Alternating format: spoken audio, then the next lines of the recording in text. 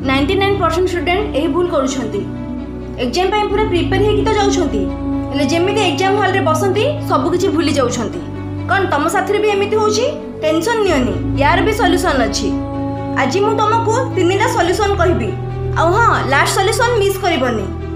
ता पूर्व मते कह, एग्जाम पाई प्रिपेयर हेलनी ना सिलेबस स्टार्ट ही करिना?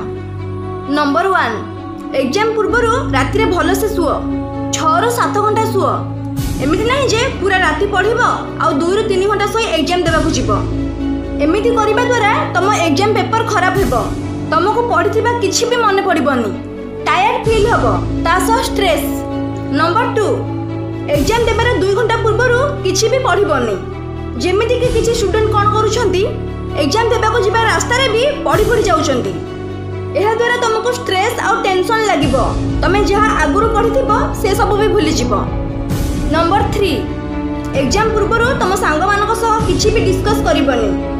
आमे कोन करूछे, सांग मानक पचारुछे तू पढ़िछु कि को क्वेश्चन कोन आसीबो, और जदि से किछि कहि देला ए क्वेश्चन ता इंपोर्टेंट और तमे पढ़िन तो गला, सेठु ही तमरा टेंशन आरंभ हो जिवो। सेथि पई काहा सह किछि डिस्कशन न करी निज ऊपर बिलीव रख। नंबर 4, तुम मानक एग्जाम इंपोर्टेंट हेले तुम जीवन ठू अधिक नुह, सेथि पई टेंशन फ्री है कि एग्जाम दियो। जदि वीडियो भल लागिला वीडियो को लाइक और चैनल को सब्सक्राइब कर दियो, जेमिति कि आगो एमिति मोटिवेशन वीडियो पाई परिबो। और नेक्स्ट वीडियो को टॉपिक रे आसीबो कमेंट करी कुह।